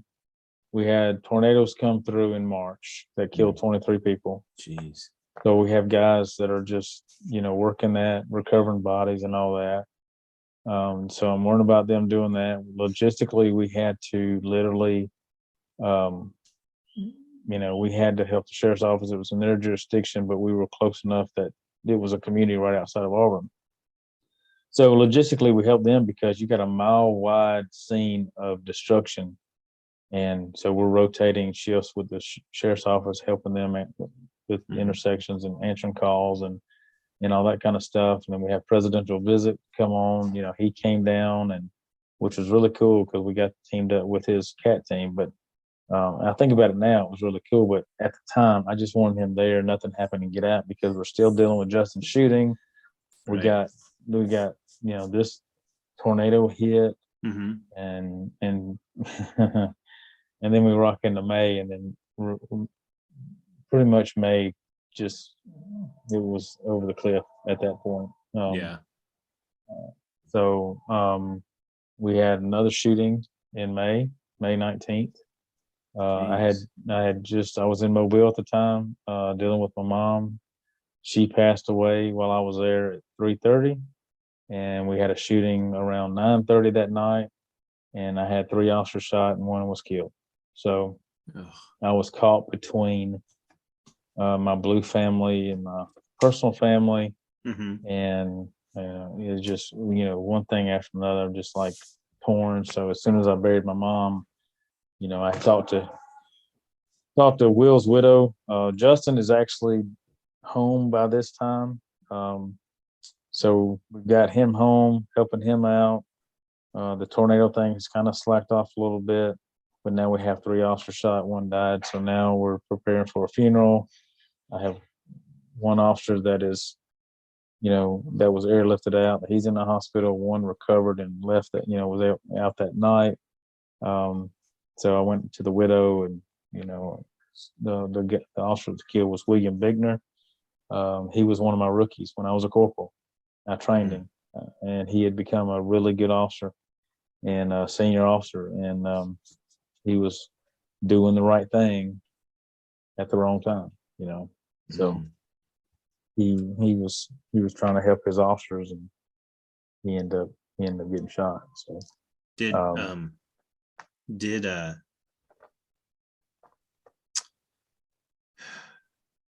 the bad guy, did he get his comeuppance, or did the guy that killed him? he is actually awaiting trial. Matter of fact, they're just now discussing. He's on trial for capital murder and attempted murder of the other 2 officers, and so they're going through the trial motions right now. I get tidbits here and there, but uh, there's a domestic violence call, and I don't care if you had SEAL Team 6 on the porch, somebody's going to get shot. So um, he was fully dressed in Kevlar. We were talking about the LA shooting. He was fully dressed up. Had an AR. He shot my canine guy, right above the chest here. Shot another guy in the arm. They got distance and got out of there. And Will was a very avid gun shooter, collector, whatever you want to call it. And he heard the rifle sounds, so he knew what was up. He was behind the residence. He ran to his Explorer to get his rifle out, and the guy come off the porch and saw Will and took a shot and hit him. And thank God he died instantly. He didn't suffer. Oh, man. But they were able to ultimately get in there, get this guy He into custody. He ended up fleeing, and they ended up having a manhunt, and they ended up finding him, several hours later. We had a tip. So we were able to get him. The marshals found him not far from the residence. A team of marshals, right? We were all out searching. We had a perimeter set up, and they were just, having to go door to door, and he was in some woods and outside of a culvert. So it's 2019, and he's still waiting trial. Yeah. I talked to his widow periodically. She asked questions or whatever, so I kind of walked her through some stuff. Oh, man. And what was his name? William Bigner. And matter of fact, went to Police Week a few weeks ago at the end of May, and that was the first time because I was supposed to take Sarah, his widow. So he was shot and he died in 19, and I was supposed to escort her in 20 to the DC for the memorial at Police Week, but COVID hit and I wasn't able to take her. So she went in 21. I had already retired, but I was able to go see his name for the first time this year. That's good. Yeah. Very, very good. Yeah. So all this stuff's going on. You were assistant chief, you said, then for a very short time. Is that correct? It was once I got promoted and got things kind of everything. By this time, Justin is back on the road. My officer that was shot in the upper chest, he's back on the road. He actually was promoted to sergeant. I promoted him to sergeant not long after that, which I was very proud for him for doing that. And then, I rocked through 20. And I didn't grieve for for my mom or Will really hard because I was so worried about the guys. And up until Will's shooting, we hadn't had a peer-to-peer. Thank God that there's a state LEAPS organization came on board with us and reached out to us right after that shooting because the guys didn't want to talk to anybody. So we brought the law enforcement peer-to-peer from the state in. It was guys, police officers or retired officers from all over the state came in. Mm-hmm. And then we started seeing, the guys talking to them, which was great. So that worked out. But I didn't really grieve for Will and my mom because, they died on the same day, and until Mother's Day of 20. I went to Will's gravesite. I sat there beside his grave and was thinking about him and my mom, and finally it just kind of all came out at one time, and it was it caught me off guard. I wasn't expecting it, and we talked about hindsight and early years and wish you could have done things differently, whatever. That's one of the things I wish I could have done better was have that peer-to-peer set up. And I wished I would have got help sooner because Right. I went to a real bad spot. I didn't never contemplate, hurting myself or anything like that, like some unfortunately some people do. But I went to a place that I don't want anybody to go. Yeah, that dark place where, did you have survivor guilt on some of that stuff? Not really. I don't think it was more that. It's just I think the initial kick in the stomach was I was caught between two of my loves, Yeah. my blue family and my personal family, and I could not do anything for either one of them. I had put everything in place because the team leader that ran SWAT for the incident, I had mentored, so I knew it was going to get taken care of. Right. But it's just if you're not there, you're not helping, you're not doing anything, right. and it just ate me up.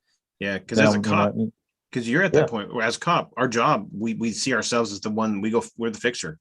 Mhm. We're gonna go to the whatever call and we're gonna go fix it, or we're gonna take the bad guy to jail, or we're gonna go find the kid's bike and get it back to him, or we're gonna do whatever. Well, all these years of doing, we talked about this earlier. You and I did. We talked about SWAT, and I was talking about, I'm my brother's backup. Yeah. Well, at the time I need to be their backup, I'm not. Yeah. I was in February, but I wasn't for this. And then I end up, first time, we hadn't never had an officer shot. Now we got 4 shot within a matter of a couple months, and then we had our first officer killed in the line of duty. So I just had the emotional, just I was done. Both my cups, professionally and personally, was emptying really friggin' fast. Right. So right through 20 and all that, and then I finally made the decision, like I can't. 30 years is long enough, and I got too much stuff in my head that I gotta take. At that point, I made a decision. It was time to take care of me and not everybody else. Right. Right. And so you decide to retire. Yep. You retired. Good. Everything's good on the retirement and everything like that, but you still are carrying this baggage. Oh yeah, it's still there. And it's stuff just remaining there. And were you trying to figure out what you're going to do next, or did you have ideas? Actually, I didn't have any idea. I knew I left Alabama. I knew I was just going to get away. And I was being funny, when we talked before, it's like Talladega Nights when Ricky Bobby's in his underwear and he jumps out of the car and he's on fire and all that. That's what I felt like. I felt like I just needed to get away. But I knew there was, I knew things would be fine on down the road, but I just had to get space. I had to get away, and I left a trail of destruction behind me, and I'm making amends for that daily. So a few moves later, then I finally get settled, and now I'm better than I was the day before, but I'm not as good as I will be tomorrow. So I just have to keep working on it. I still use the gym as my motivation to just clear my head, and I have days that it sneaks up on me, but I still wanted that. I felt like that I needed that need to help people, I got hooked up with a local canine group that's multi-jurisdictional, and then I got working with a SWAT group, and I just finished up um, doing some stuff with iSWAT, doing some training scenarios and stuff like that. So now I'm kind of getting back into the swing of things, but it allows me to feel that brotherhood without dealing with all the BS as being achieved. Right. And so you're at that point where you're trying to figure out what you're doing. You're kind of getting your feet back underneath you and all this different stuff. And so we talked earlier about you were linked up with Amanda and Irish Angel. How'd that come about? That's a funny story because I can we just dealt with my great technical skills with the computer a little while ago, but I hate social media. I hated social media when I was working, because Facebook was the devil. Everybody had their answer. Everybody told you how to do your job. So the only reason I watched it was just to police us and see what people were saying or whatever. And then, as a matter of fact, that's how I found out about the shooting. I had got on Facebook, and our local reporter, who I still talk to today, she was always really good to us. She was doing a Facebook Live, and I saw my MRAP go by, and I'm like, what the hell? Then things went downhill. But I hated that aspect of social media. Everybody flocks to social media, and they believe everything that gets popped up and all this kind of stuff until people get the truth of what actually happened. It just drives me freaking nuts. Right. So with that mentality, then I retired at the end of January 1 of 21. That was my official retirement date. So I had been gone for a while, and I'm like, the kids had taught me a bunch of, watching these funny videos on Instagram and not Twitter, but TikTok and all that. And so, the boys are always sending me stuff. We're talking about all this funny videos, and especially the animal ones. They always get me laughing. So January 25th, I think it was, I did my first TikTok video. Oh, did you? Yeah. And it went viral, and I'm like, holy crap. So I'm like, people get paid to do this. Of course, I made like $20, so I'm rich, so, and it developed into, in February, right before Valentine's Day, I had a group of ladies that I became friends with, and one was really good at social media. One was really good because her husband was a police officer, and the other one was had been a profiler for some local. She's a RM, but she's certified in mental stuff and all that. So I had these group of ladies that we were talking, and we decided to come up with like a little crew, and see what would happen. Right. So I started. I own this hashtag called Head Up Crew. Okay. And we started I would give a positive message in the morning, and then I would give a positive message either afternoon, like after my workout in the gym or something.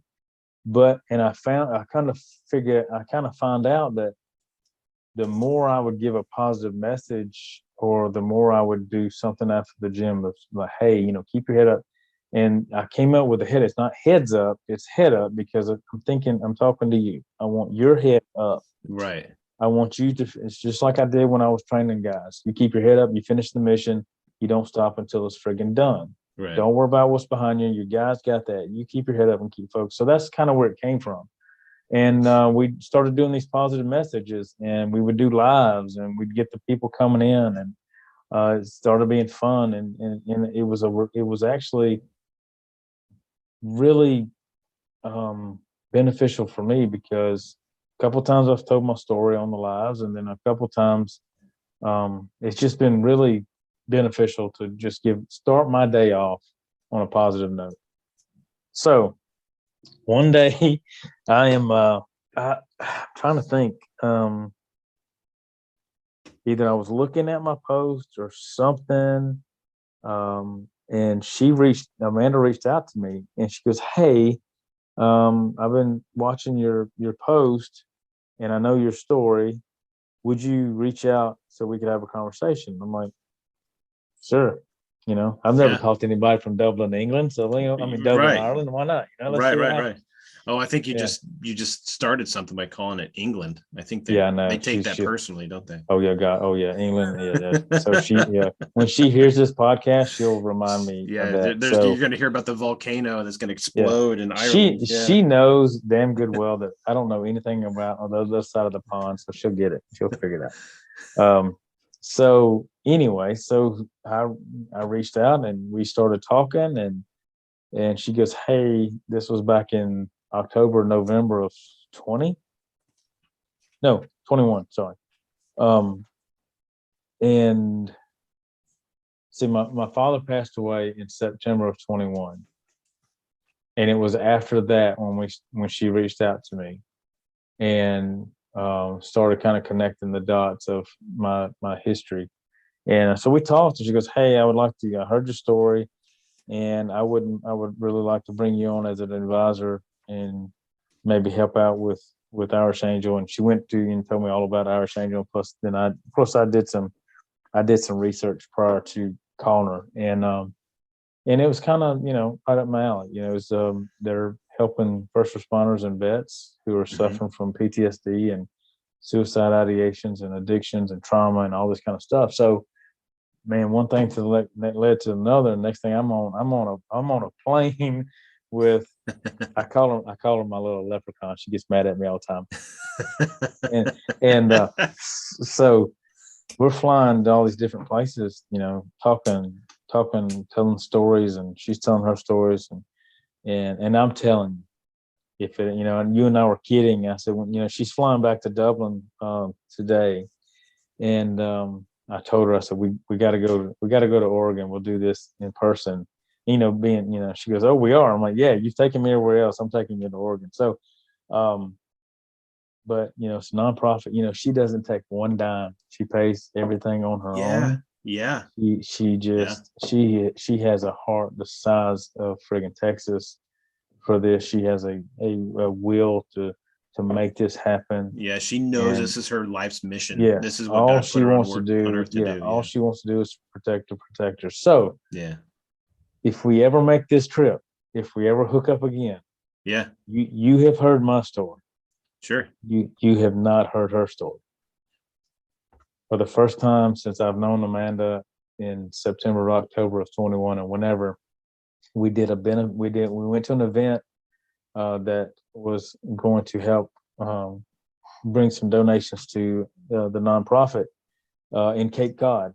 So she was there. It was two nonprofits were going to, receive some money for their organization. It was us and another organization. Well, she was going to speak. Well, unbeknownst to me, I thought she was just going to tell, like when we did the Batch Brothers out in Arizona with Jason and Darren. Right. I thought she was going to tell that story, how Irish Angel all came about. So I'm thinking, okay, that's cool. Well, luckily for me, and she is so respectful, she came up to me that night and says, "Hey, before I speak tomorrow, I want you to hear it first." And I'm thinking, like, I've already heard this. Why are you telling me all your this? story. You told me. Yeah. Oh, dude. Her story would be a Lifetime for Women movie on USA. Really? It'd be a movie. I mean, I've already picked my part. I'm just waiting for her to do it. It is unfathomable. I don't know if I can even say that word. Right. How she is here today. Really? Doing what she's doing. Yeah, see, she was on my podcast, and I know. She told stories, and she can talk. She has lots to say. However, because this her is personal story has been told one time, and I just witnessed it in Cape Cod. And I told Amanda, I said, "Amanda, when you come back, if you ever have the opportunity, you have got to tell your story in an open forum where it can go." It can get out there because again, I'm telling you, my mouth stayed open pretty much the whole story. Wow. I can't believe she's here. I have no idea how she survived what she did to get where she's at, Man, and to do and be as successful as she is. yeah. Yeah, I didn't hear her speak. She was just another attendee at a conference that I went to. And Right. I was talking with her. Mhm. Everybody's just hanging out afterwards, just chit chat with a bunch of people in whatever groups. And for whatever reason, she was in the same group that I was in, chit chatting. And I was like, "Oh, hey, you're from Ireland," because she said something, and Yeah. you don't know until she opens her mouth, and Oh, yeah. so you're like, "Oh, hey, that's cool," and she goes, "Oh yeah, I'm Irish Angel," and I was like, "How do I know that?" I know that because I followed her. I followed her on social media before. Right. It's like, "Oh, Yeah. and so I thought it was cool.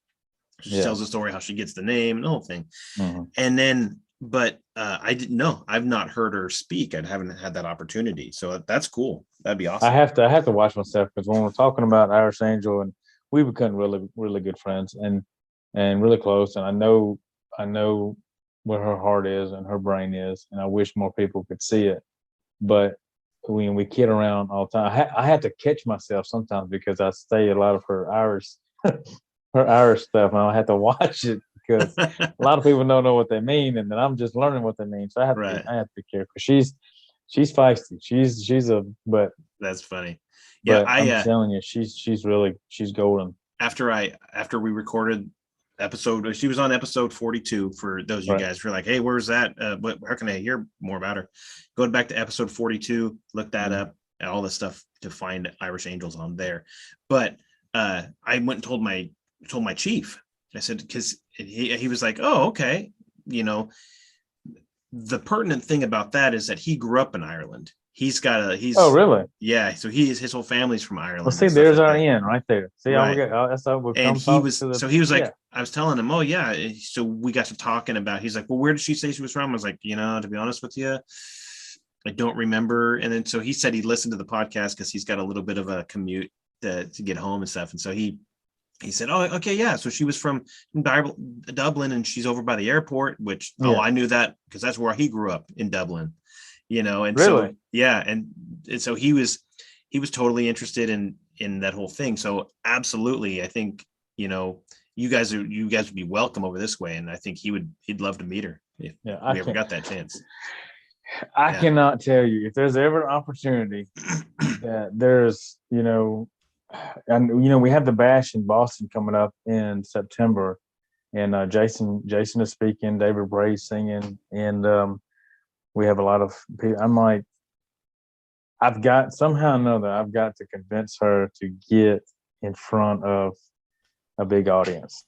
Yeah, that would be cool. It's going to take one person connected to a producer or a book or something, and they will snatch her up. Because I'm telling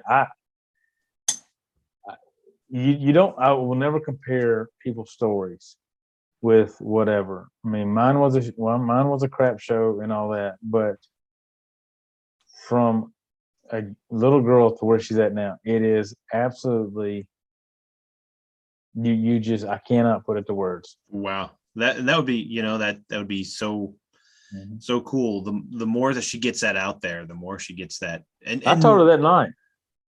And just to share that with people, so people know that they're not alone, because people go through crap, and to hear this, and then to be motivated by the fact that this, and she's short, she's 5'3" or something like that. She's small. 5'3".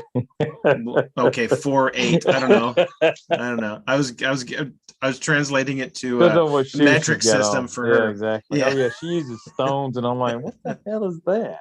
Yeah. So, but the whole idea is, if somebody like that can do that, can come out on the other side a victor, anybody can get through the situation that you're going through. Yes, I'm telling you, it is an absolute amazing story. And I know, Amanda, you're going to listen to this podcast. You're doing your damn story. Oh, that's funny. That's hilarious. So I know we've been going for quite a bit here, and I can't help but thank you for coming on. I think this is awesome, and we could probably keep going. And if you guys ever do get out west, you guys are more than welcome to come on Oh, we're and coming. or get together. I'll in her case I'll buy her a Guinness, but I'm not a dark You beer. just have to buy her. You just have to buy her Budweiser. She'll be all right. She's good with Budweiser. Okay, so Yeah. no worries. But she says the Guinness is different over here. And I'm like, okay, whatever. Yeah, I wouldn't know. I don't drink coffee colored beer. And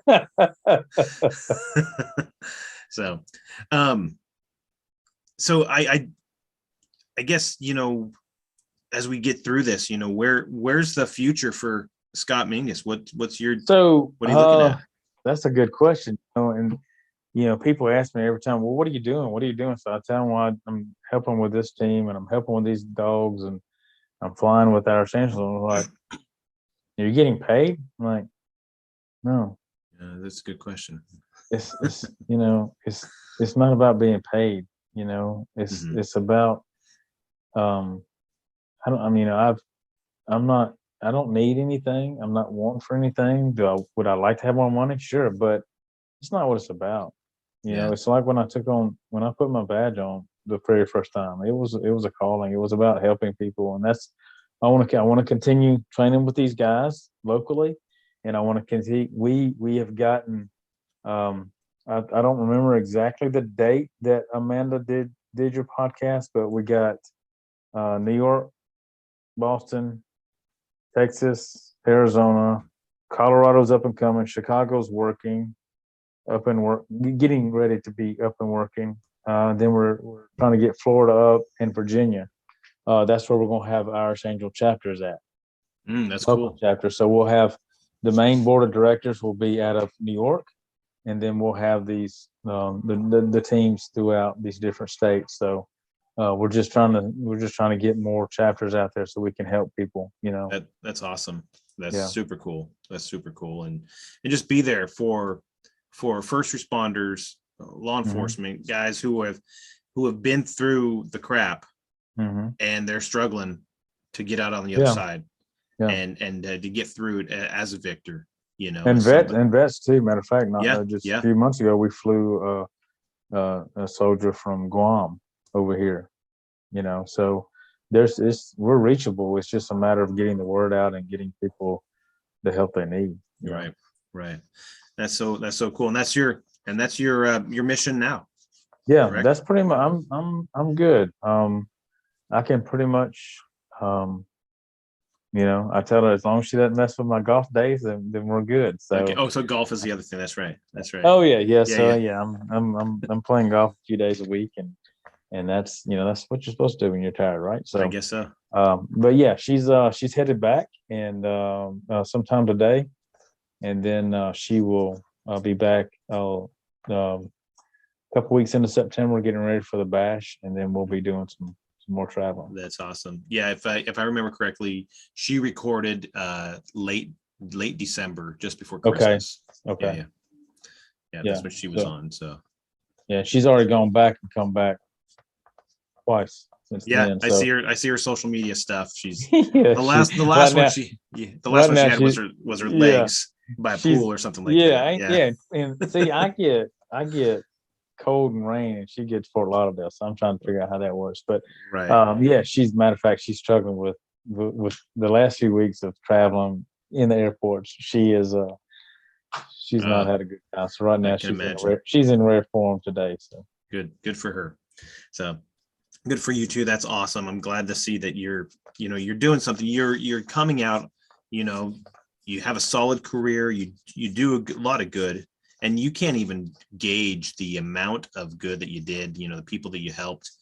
You don't even know. You have no idea. And I think that's something as a police officer, we don't know what it is we've done. We just know that we tried to do the best we could. And, God put us there for a reason. We know we did his work as we were there doing it. And you're continuing to do that. And that's awesome. That's really cool. Yeah. And it's I did have a blessed career, and I'm trying to continue to work. My social media thing is growing, and we've got a good thing going on there. And then Irish Angel is I'm still getting my feet wet on certain things, but I told her before. I told her, matter of fact, last night that go back to Dublin and recharge and see your family. I said, but no, every time you come over here, you do amazing things. So Yeah, I want I to agree. be, I just want to be part of that because her heart is in the right place, and I would not put my name behind it if I didn't think it was going to be great. Right. Yeah, and you even got one of the Irish Angel shirts on. I know Oh, heck you yeah. can't, if you're listening, you can't hear it, but you can't see a shirt. But I mean, obviously, Yeah. it's cool. It's got the shield. It's got a shamrock right in the middle of it, and then you've got the wings on the side of it, blue line and stuff. We're hopefully, we're trying to get, we've got working on the website, and we're trying to get the new store up and running. So once that happens, we'll have all the different shirts on and stuff, because everything is 100% goes to the nonprofit. So that's cool. Like I said, neither one of us make a dime. So that's cool. And I got to get my hands on one of those. That'd be cool. Wouldn't mind wearing it. So. We'll bring you one when we come to Oregon. Okay. How about that? All right. Deal. So, hey, I just want to let everybody else know that if you want to listen to prior podcasts, you even want to go back to 42 and you're like, okay, where do I find this? Right. You can find us I'm on all social media platforms. You got Facebook and you got Instagram and you got Twitter, you got everything like that.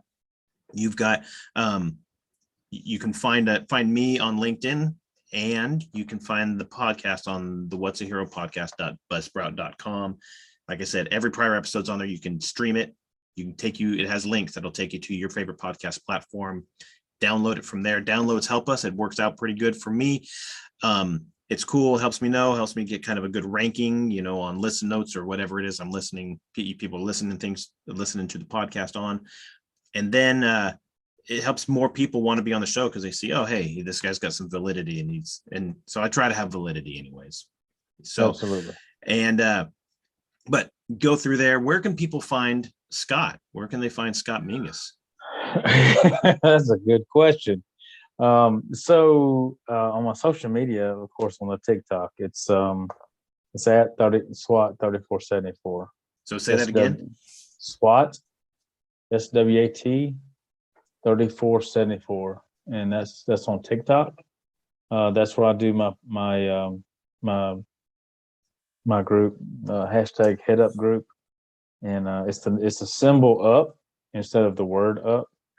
So it's like an arrow going up. Matter of fact, as of yesterday, the hashtag has hit 10.5 million views. So we're getting there.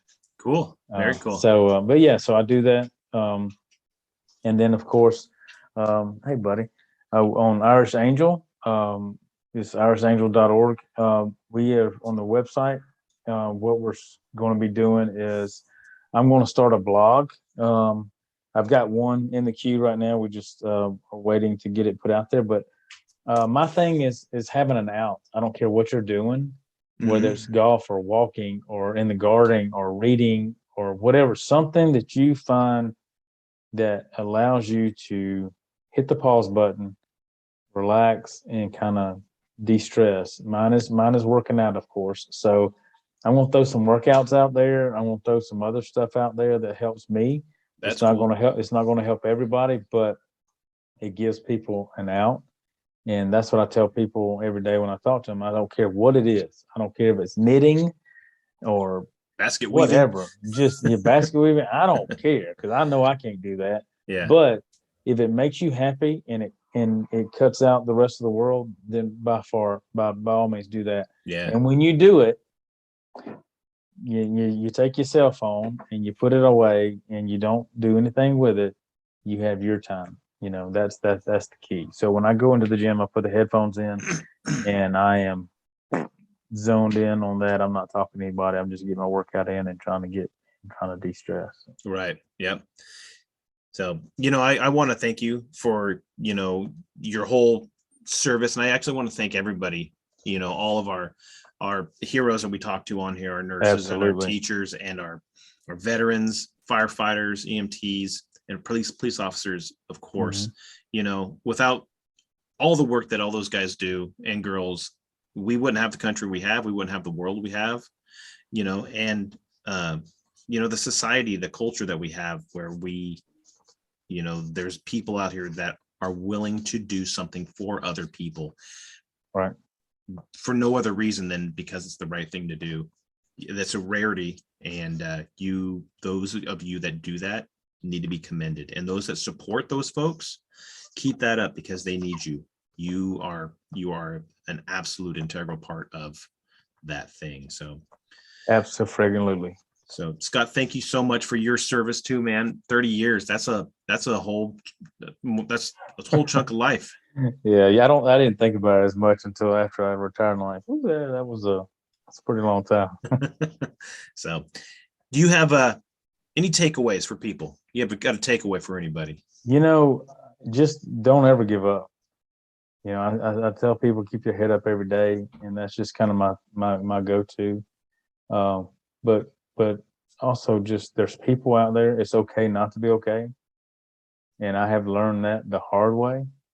And there are people out there that can help you with anything. Right. And I did not give that a chance a few years ago, and I should have.